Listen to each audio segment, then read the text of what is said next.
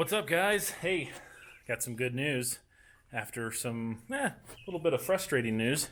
Check that out. Got a very welcome package there from Jason. I just had to drive like 200-mile round trip to go get it because DHL was going to take another week to deliver it from the hub here locally. So it's been a week in customs because I got the guy who apparently was having a bad day, and he decided that the description was not detailed enough on the invoice. So it took a week to make him happy and get it out of customs. And then it got to Denver last Friday, and it's been sitting there for a couple days, and I called them and said, hey, when are you planning on delivering this thing? And they said, oh, we don't know, end of the week maybe. Really? So anyway, it's the best way to go. It's a couple hours, it's a pain, but you know what? Then we'll get started. So here it is. I just packed up the gearbox, the stator housing, all the things I've been working on. Got them all packed up. We're heading to the hangar, gonna get this sucker installed and go flying. All right, guys, here's the first look. Just getting it unpacked from the crate. And, man, that is a welcome sight. So, a couple things to note. This has the shims to lower the compression since it's turbocharged, because these are 100 horsepower ULS cylinders and pistons and rings and everything. All new. Those shims are the key to get that to work with boost. It's got the big turbo cam, the big custom turbo cam they build in there. And, obviously new cranking rods, new through bolt case. You can see that right here. If you have the Allen heads on this spot, then it's not a through bolt case. But if you have nuts or bolt heads, theoretically is a through bolt case. It's about 2007 and on that they did that. I've got to put my gear, my drive gear back on here. I've got the new washer for it. And I've got to, of course, put the back housing together, the stator housing and the flywheel, and build out the back end. And then the gearbox, ignition, water pump, and then, of course, all the obvious stuff like the exhaust and everything that you put on when you get it back in there. But anyway, there she is. All right, this is my idea how to work out.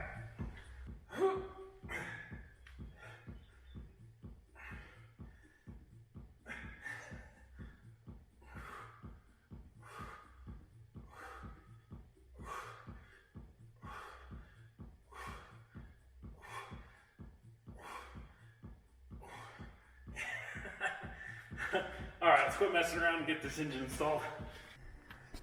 Okay, just working away at getting things ready to go here, cleaning up everything, just cleaned up the stator housing real good, and got it ready to go back on. And I think I forgot one O-ring. I had to buy a bunch of O-rings for various things to put this all back together, and also for things I was rebuilding like the oil pump housing. But I forgot the one O-ring that goes right here on the stator housing, and thankfully Jason included that.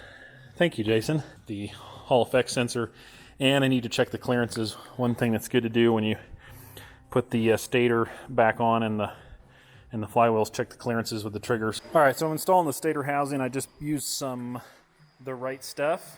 All right, pretty good stuff for this. I can't put the water pump housing on until after I put the ring mount on, and I got a lot of other work to do. I want to put the flywheel on, check the trigger gap, put the Hall effect sensor for the fuel injection on, and blah, blah, blah. So while I don't want this to set up and dry without these bolts down here, because two of the water pump bolts, if you look down here, these two go clear through and help hold the stator housing on. So I've just spaced them out temporarily.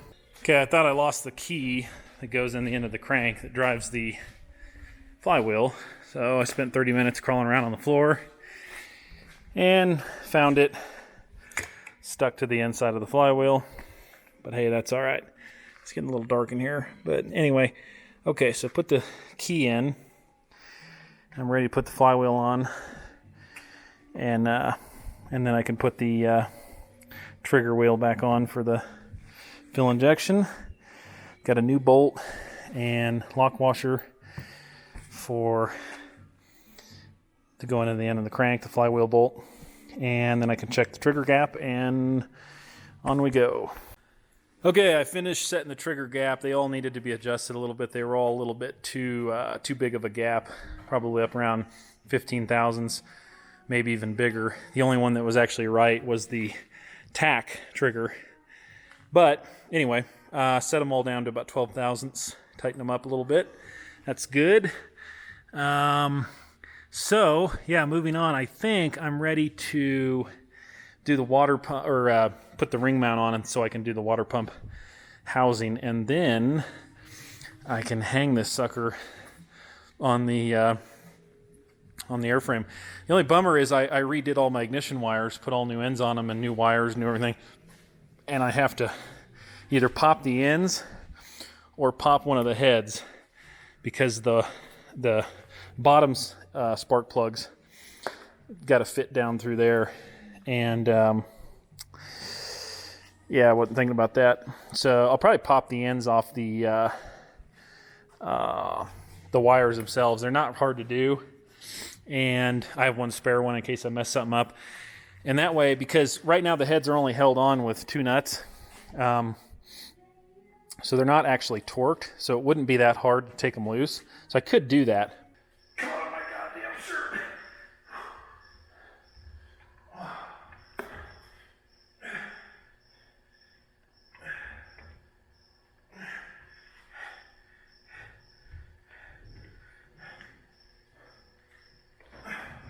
I need a nut.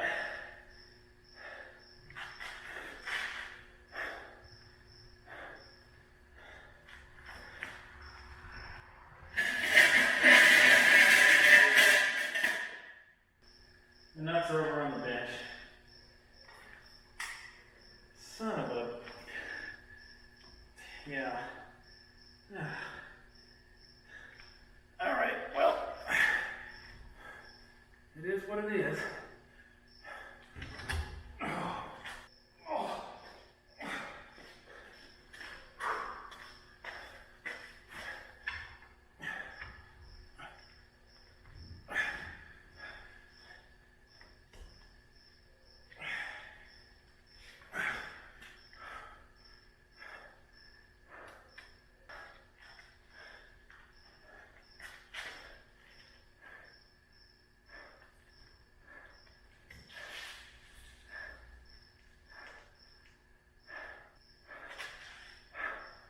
Oh. Woo. All right. Man, that's good, 'cause that's about out of steam there. All right, well, let's see, where are we at here? Got the heads all torqued on, valve covers are on, coolant system's done. I made up new hoses for the bottom. Obviously the EDGE stuff I had just put on, it's all new on the top. Finished this after I had welded up and made that fitting, and it kind of helped with this funky angle right here. It's sort of better. It's cleaner, less hose clamps. I'm not super thrilled with it. So, plugging away. Next things I got to do, got to put the oil pump back on the front, and I also got to put a dial indicator on the front of the crank. So, believe it or not, when you put the drive nut on here that drives the gearbox, and you tighten this to 100 and I think it's 147 foot-pounds, off double check, it can actually pull the snout of the crank around a little bit, because the washer, there's some slop in how the washer fits on here, and if it's not centered quite right and you tighten it down, it can pull that around. So I've got to find a way to mount the dial indicator on the snout here, check the crank before, and then check it after. Okay, so let's see, I rigged up this deal here, bolted onto the front of the engine. Everything is steady. And we'll rotate it around, see if we can get a baseline. Hopefully that's going to work where it is here. Okay, so that just slides on the spline there. Now here's the tricky part. If you notice this, look how much slop there is. This sucker will move 1/8 of an inch or more. And apparently, because of this thing being the way it's shaped, and how tight you're getting it, you know, if this is off-centered, it can pull that crank around. It's not really that hard to imagine why. This seems really close. Oops, I'm going the wrong way again. Okay, that is not bad. Let's see if it stays when I start putting some oomph on it here.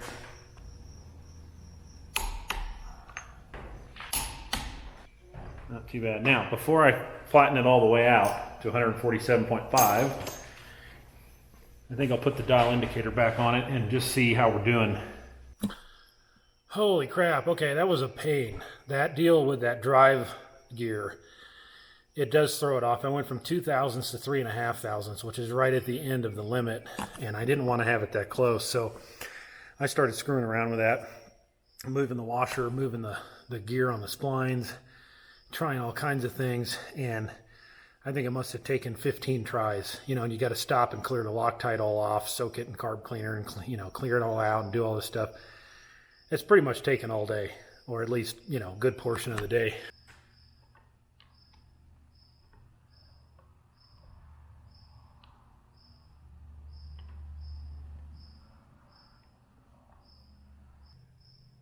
Okay, so I messed with it one more time, and I got that sucker to what I would say is about 2 1/4 thousandths, which is about what it was without the gear. So I've basically got it back to where it's not pulling on it enough I can really tell, which is good. I think that's good. We're going to stop there, of course, because that's well within spec, and it's about like it started. And frankly, I've spent all day screwing with this, so we're calling it good there. All right, so I'm taking out the stop. Okay. All right, I'm taking out the old. It's the pressure, you know, the bypass valve that sets the pressure for the oil system. And I'm actually upgrading it, so it's okay if I drop that and lost it, even though I'd rather not. But so I got a new spring. It actually comes with a new end, and instead of a ball, it's got a tapered cone-shaped deal that fits in the spring. So those are 3 pieces that upgrade, and I think the total cost is like, you know, $70, $80, something like that. So it's not an absolute, like, one of those things you have to do, but it just seemed like, reading about it, it was, you know, it's worth doing. It's a good idea. Since I was rebuilding the oil pump, new O-rings and all that stuff, and checking it out, might as well do that.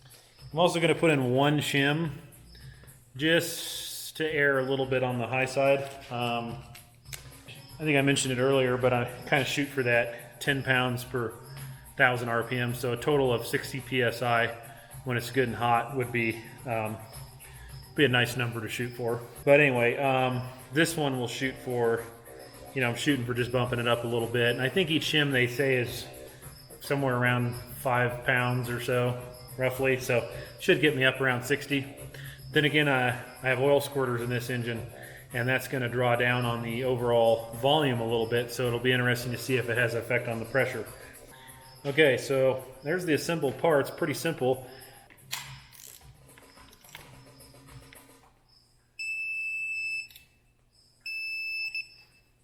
One thing I'd highly recommend for any Rotax guys out there watching is the remote oil pressure sender relocation kit, or you can build your own. I've actually built them out of like a grease gun hose, believe it or not. Works pretty good. But if you want to pay a little bit, you can get a really fancy one. I actually bought it this time, and it puts the sender over here. So I have a brand new sender when I put this relocation kit on, so it should have a long life. If you don't do that, it will kill the sender, guaranteed. All right, sorry if it's a little shaky, guys. My camera battery died, so I'm using my phone. Getting ready to install the gearbox here, and just pre-oiling some things. You know, the key is to make sure you don't get so much oil and everything that, of course, it gets down on the sealing surface. You know, the flange here where you got to put some, I'm using the right stuff to seal it up. Obviously, you don't want to have a bunch of oil on that, or it's not going to seal. But I don't want to put in a bunch of dry gears and dry bearings and stuff like that, you know. So I've got some kind of a thick oil concoction that I mixed up with some additives and this and that. That's thick enough it's pretty sticky. So I'm just getting everything slightly lubricated.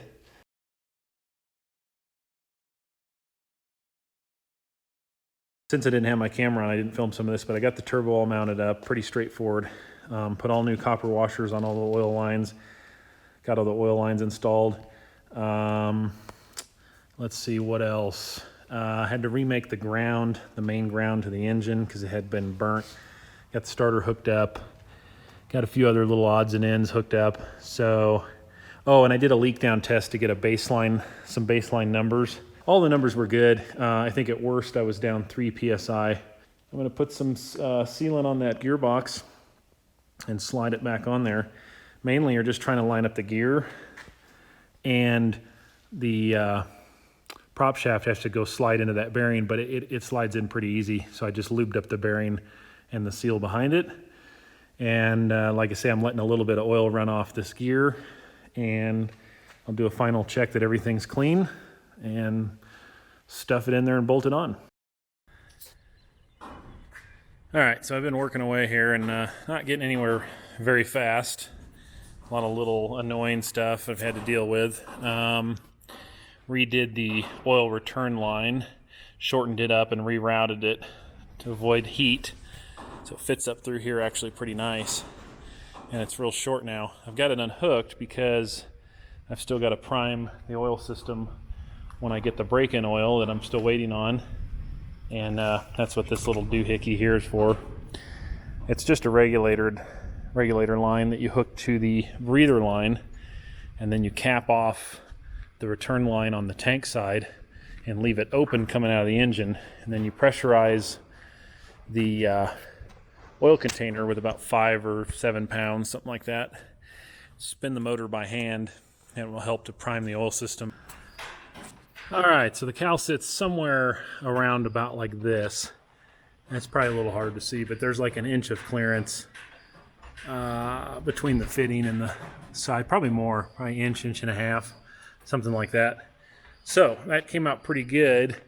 All right, so I just finished putting in some break-in oil here. This is some good stuff. It's working pretty good. Got a little oil, a little air pressure on the system.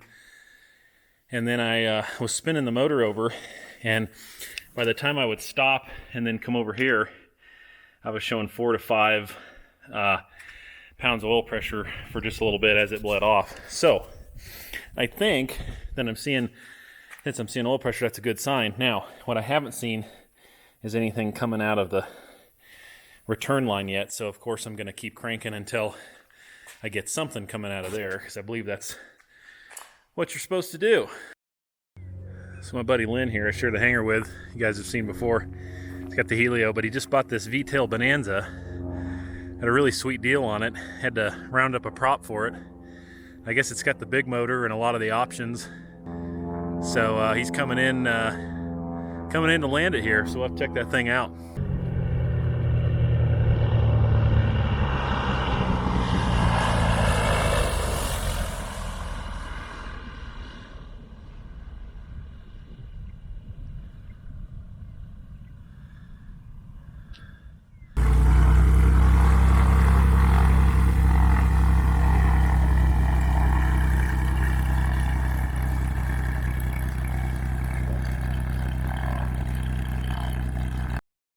I've cranked it a few more times and got good oil pressure. You know, I went to the trouble of putting all the standoffs in everywhere, you know, to support the wiring. One could argue that maybe it'd be a good idea to run it a little bit before you go to all that trouble, and that is a good point. But I'm just going to say that I'm confident and it's going to work, and I sure hope it does. All right, guys, man, getting ready to pull it out. First start, I'm pumped, or maybe freaked out, or a little bit of both. So hope this goes well. Leaving the spinner off because I'm expecting to have to add some prop pitch before too long here. And the reason I'm not messing with any of that now, because I already had it pitched pretty fine for the power I had, so that I wasn't lugging it in cruise, because those old blocks, you know, it's bad to lug them. They can crack the case, even though I wasn't lugging it and it cracked the case. Anyway. But I also wanted to leave the same pitch on it so that I can see how much boost it takes to achieve the same RPM. So before, you know, running around 40 inches or just above was netting me, you know, I have a pretty good idea what RPM that was, you know, like static and takeoff roll and steep climb and stuff. So what I want to do is tune it up to the point where I get about the same power, see how much boost that takes. It should be quite a bit less. Bigger motor, bigger cam, should breathe a lot better, should require less boost to achieve that RPM.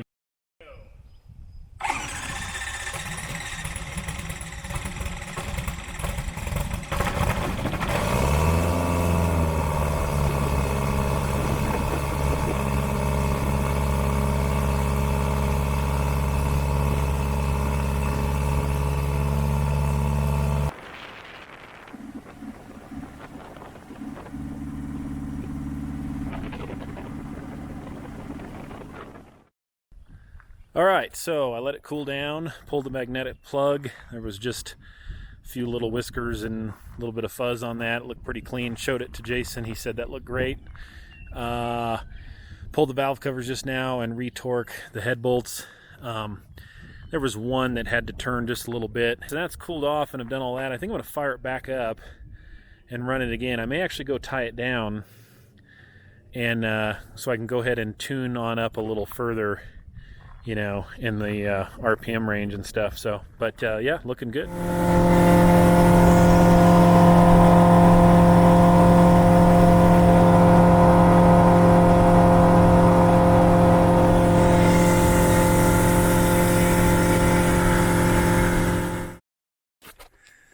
All right, so gosh, I spent over a day diagnosing a problem. So after I ran it the other night and got a tune roughed out good enough to fly, the next day I tried to fly it and started running into some oil pressure problems. When I always crank them over and build up oil pressure at least the first start of the day, if nothing else.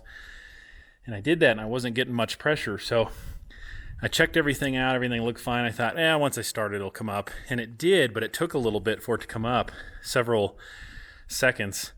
Usually it comes up instantly, and I wasn't getting full pressure. Anyway, long story short, I had a leak on a fitting, and you know, it's a suction system, so it was drawing air in, and that air was displacing oil, and it lowered the pressure. I mean, it was way above the minimums and stuff. It just wasn't what it was the night before and where I'd like it to be. So trying to track that down though, when you can't see a leak because no oil was leaking out of it, that's what was weird. But when I finally found it, it was very obvious. So I had to get some new fittings and I changed some stuff around. In the troubleshooting process, I had removed the thermostat and made up new lines among checking a whole lot of other things. And I'm just going to run without the thermostat for now. This time of year, it's actually better without it because those thermostat units let a little bit of hot oil through. Not all of it is forced through the cooler when they open. So it actually runs about 10-15 degrees cooler from what I've seen. So yeah, so I'm going to plumb it back up and prime the oil system again and make sure I got good oil pressure, and we're going to freaking go fly this thing, hopefully. Put it in the air and see what's what.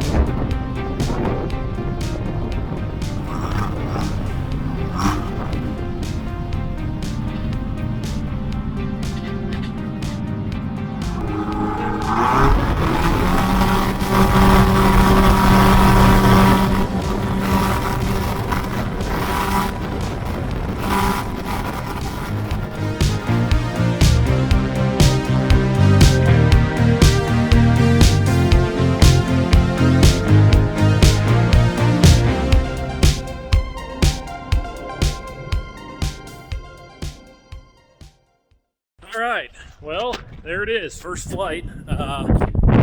Ended up being pretty windy there. I couldn't even land on the runway. I had to use the crosswind runway, which is more fun anyway. But man, it's running good. It's smooth. It's responsive.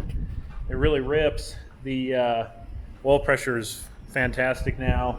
Engine's dry. I've got my hours in now for the break-in period, so I can change the oil. And after tuning on it a little bit and flying it a little bit more, I've got to add prop pitch. I'm running at RPM like crazy, and so I want to say actually it was probably more like a 5-inch reduction in manifold pressure to reach the same RPM, maybe even more. It's hard to say because temperatures are a little bit different, and that affects the prop RPM, but it requires a lot less manifold pressure with these bigger cylinders and big cam, so that is awesome. It is definitely ripping. So I'm going to go put the airplane back in before it blows away in the wind. Thanks for watching, guys. If you haven't subscribed, please do. A big thank you to my Patreon subscribers. There's a handful of you guys. I really appreciate it. It's honestly going to make the difference on keeping this channel going. So thank you guys very much. For anybody else that's interested, I'd really, really appreciate it. I'll put the link in the description below the video if you want to join the Patreon. But anyway, that's it for now. I'm going to have to get this sucker buttoned up and go on some adventure soon. So pretty excited for that. All right, guys, take care. See you on the next one.